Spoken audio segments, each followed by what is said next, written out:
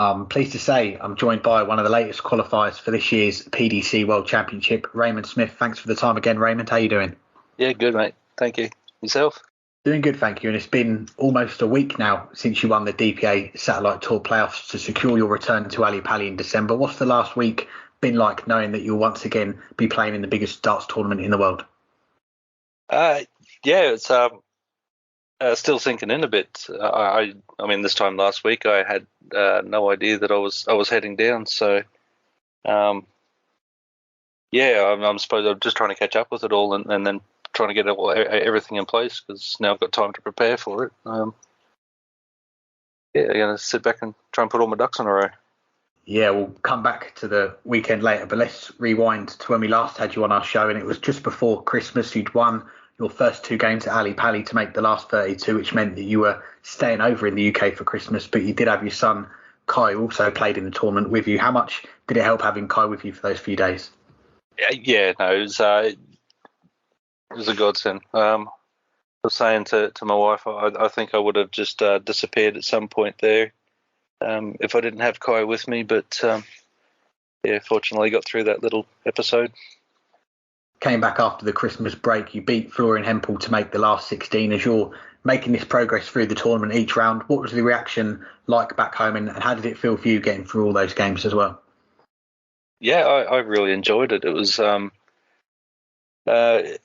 don't know. I suppose it was one of those career validating times. It was really, really good. Not just for the time on the board and the good fortune I had there, but as I said, back home it was well received. In my local club, they had watching parties and all that sort of stuff, and the messages that I got from people that I played with throughout the years was very, very, very validating.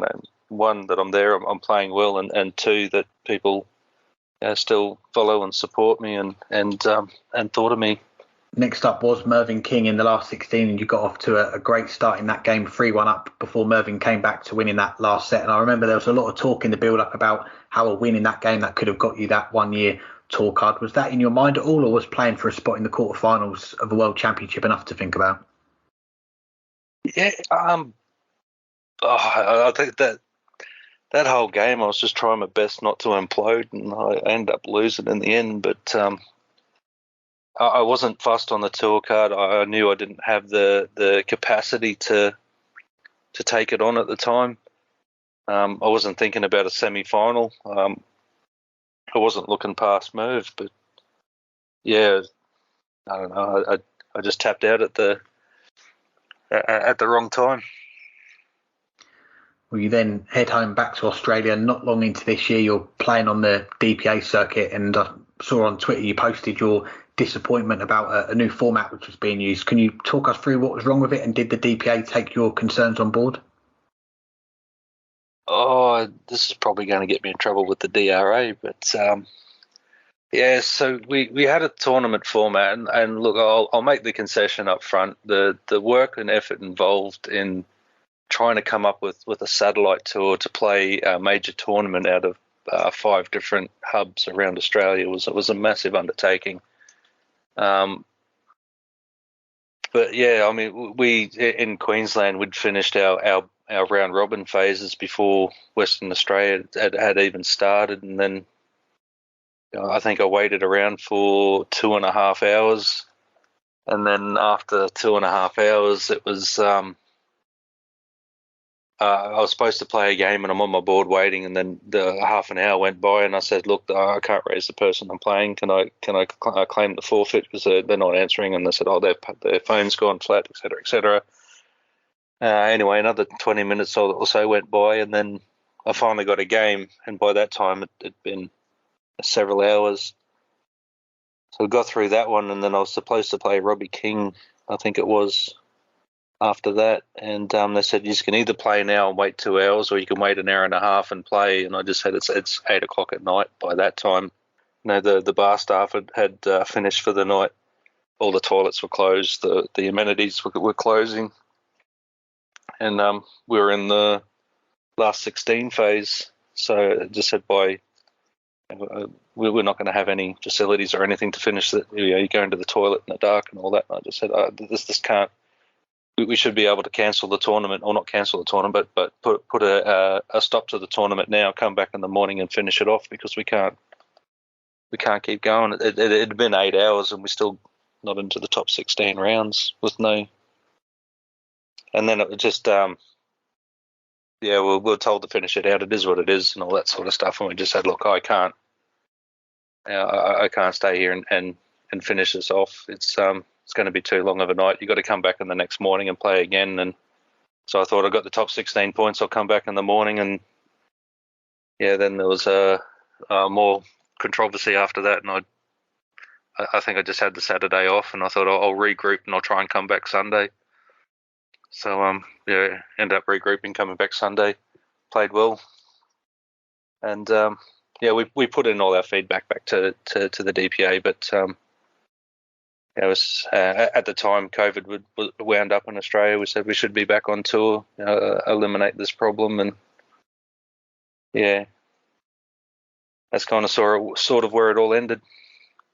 Well, let's get on to some better times for you. And I've got to mention, recently it was a successful weekend for the Smith family. You winning the men's singles, you and your partner winning the mixed pairs, and then your two sons winning the men's doubles at the same event. That must have been a proud moment for you. Yeah, absolutely. That was a great day. And I played Kai in the final of the mixed pairs as well. So we ended up taking home a few golds and that, and just as a family, it was a really, really good moment. We got to sit down at the end of the weekend and take it all in. But not just for all of us, but it was a coming of age for my youngest son. He pegged 147 and 161 under some tight games, and really put his own stamp on his own game. Very nice. Well, I mentioned we saw one of your sons, Kai, play at Ali Pali last year. I think he mentioned recently he's been busy away from darts for a lot of this year. But what are his plans darts-wise for the rest of this year? Are we going to see more of him? So he's taken on playing for Queensland. So in the DA affiliate, the Darts Australia affiliate, he wants to try and get some experience in there, like week-long tournament play. But he started a new job when he got back from the UK, so he's measured out what he wants to do in the next couple of years, and of course one of them is to get the capital behind him to move to the UK and have a serious crack at it. Excellent. Well, last month we also saw Simon Whitlock, Damon Heta make history, winning the PDC World Cup for Australia for the first time. What did you make of their run to the title? Yeah, it was awesome. I had the biggest smile on my face the whole tournament, because you could just see that they gelled really, really well together. Like Simon played like the Simon of old, and Damon was just in cruise control. What looked like cruise control. It's like, they both put on the green and gold shirt and lifted. And obviously yourself being back in Australia, did their World Cup win make a lot of noise back home? Obviously we've got the World Series coming back to Australia and New Zealand soon. Have you noticed more interest in darts now? A lot more people are talking about it in very, very different circles, but I don't know. I think everybody is just getting a little bit tired with darts at the moment. Playing in state bubbles and all that sort of stuff. They just want to get back to tournaments, travelling, and we played a tournament at the start of the year, and everybody's excited and buzzing for the year to come. And fortunately, we did get a little bit of mainstream media attention here, but unfortunately not enough to really whip the Australian player base into a frenzy. Well, let's get on to last weekend, and following you on Twitter, it sounded like an incredible story to get that spot at Ali Pali this year. The playoffs were on Sunday, but when did you find out that you were eligible to play in those playoffs? My manager messaged me on Wednesday afternoon, and he says, do you want to go to Arilla for the playoffs? And I'm like, I'm not eligible. I didn't meet the 50% criteria. event 3 was cancelled. Event 4, I had to go and see. I went up to Townsville to see my niece, which I haven't seen in years. And event 5, I'd already committed to a tournament in Victoria. So I said, I haven't met the criteria. And he says, "Oh, we've got to nominate by tonight." And I says, I haven't met the criteria. I can't be eligible. We'll have a look at it next year. So apparently he's paid my nominations, and my manager Greg's paid my nominations, and says, "There you go. We're going down to Warilla. You don't get a choice." And I was like, "Are you pulling contract on me?" He says, "Yeah." So I knew I was going down at around about 11:30 a.m. on the Thursday. So when you did find out, what were the logistics like in making sure you could play? Because I think you said it was a 14-hour drive to get to that qualifier. Yeah. So I'd already committed to playing Saturday morning in a mixed doubles event. So I knew my partner was looking forward to it, and I says, "Look, I'm not going to bail. We'll sort something out." And we played, made it to the final. We finished the final, and then pretty much as soon as we finished the final, shook hands, grabbed my bag, and were in the car. And we started driving at around about 12:15 in the afternoon. And we made it to a place just out of Sydney by 11:15. By the time I had a shower and all that, it's nearly midnight. And then we're up at 6 o'clock in the morning to finish the drive. So. Well, looking at your run to winning those playoffs, started out with that group stage. You won 4 out of the 5 games to make it through. And I was looking at the results, the 11 data in the decider, I think to be Chris Crabb 3-2, one of the standout moments. But how are you feeling heading then into that knockout stage? Yeah, it was fairly. I was pretty confident the whole day. I felt really, really good. I wasn't as tired. I knew that I was going to struggle with it at some point, but I managed it quite well. And I thought after the game against Kaya, he got me in the last game off the board. And then I sort of measured everything out. And I think I sat down after the board phases to say, I think I'm all right. I feel okay. So it's going to be a good one to get me. Well, looking at the knockouts, they started out against Dave Charnock, and you have to battle back from 5-3 down after holding for 5-4. You then break in 11 with 2 180s. The decider, a 130 finish for a 12 data to win 6-5. To produce that level at the crunch moment, that must have felt good. Yeah, that was. It was just, I don't know, and there's those clenched moments throughout that game because Dave just put it on me from start to finish, and it wasn't one of those world class type things where it's 140 for 140, but it's every time I sort of dropped off that tiny little bit, he punished it. So it was, I come back and I just hit that next gear. I remember doing it. I think it was in the semi as well. I kind of sort of just relaxed and got into it and sort of slipped into that next gear. You then get past Peter Wilmot 6-1, then Howard Jones 2-0 in sets to make the final, and you said you were feeling good about your chances. But what was that 25-30 minute break like between the semis and the finals, getting yourself ready for that one game with that Ali Pali spot on the line? Yeah, I think because I had so many tough games before it, I was kind of sort of more just trying to conserve energy and not thinking too far ahead. I could have lost quite easily to Dave Charnock. I had a really good game against Peter Wilmot, and the game against Howard Jones, like another one that just kept throwing ton after ton. It just reminded me of watching an old Alan Glazier, throwing tons for fun. So I was more trying to recover from those games, not thinking about the Ali Pali. It was just keep the heart rate down, relax, have a breather, thank my lucky stars, and move on to the next one. Well, it turned out well. You beat Joe Comito 3-0 in sets, but the game looked closer than the scoreline suggests. 2 of those sets going 3-2, the other one 3-1. But when you crossed that finish line, what was going through your head? More relief. As I said, it wasn't one of those days where it was things came easy. It was a fair struggle the whole way through, and everyone was throwing them at me left and right, and I probably could have lost a few of those games quite easily.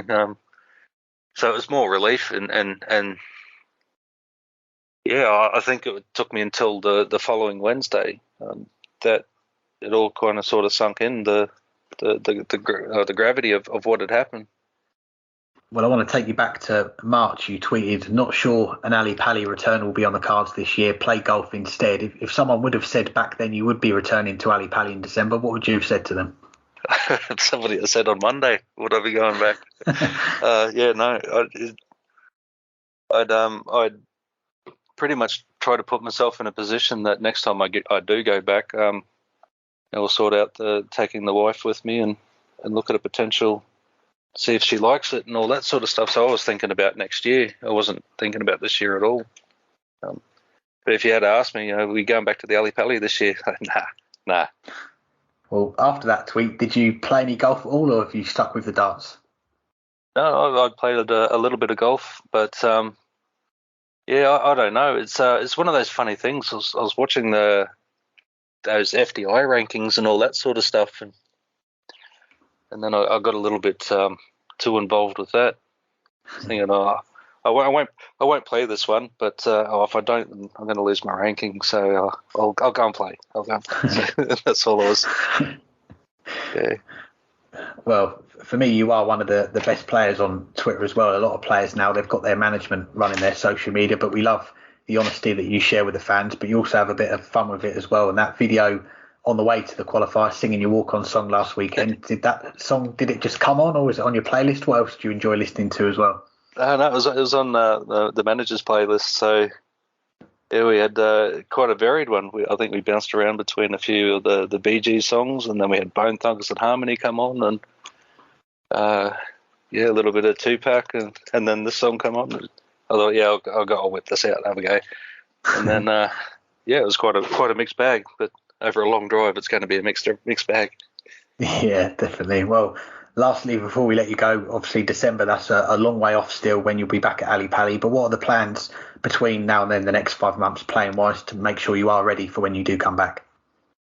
Yeah, so I've got the Australian Open coming up in 2 weeks, which I'm a week behind because I didn't plug it into my calendar. And so I've had a chat with my manager, and I'm going to try and set up a calendar of events. So apparently ADC is starting in Australia sometime soon. But there are a handful of tournaments that I wouldn't mind getting around to. So the one that sort of kicked it off for me last year was the North Queensland Classic. So I want to try and get back for that one.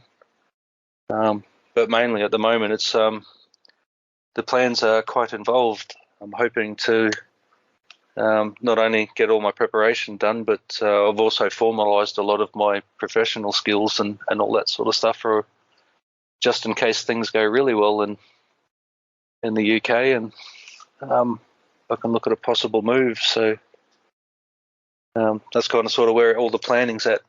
So if things do go my way, we aren't just looking at going home after the Ali Pali. We're looking at moving a lot of stuff over. Well, fingers crossed for you. I'm sure there's a lot of people listening that would love to see you have that crack on the tour at one point. Raymond, congratulations again on qualifying for Ali Pali again. Wish you all the best for the next few months and when that return to Ali Pali comes around at the end of the year as well. No worries, thanks, mate. Appreciate it.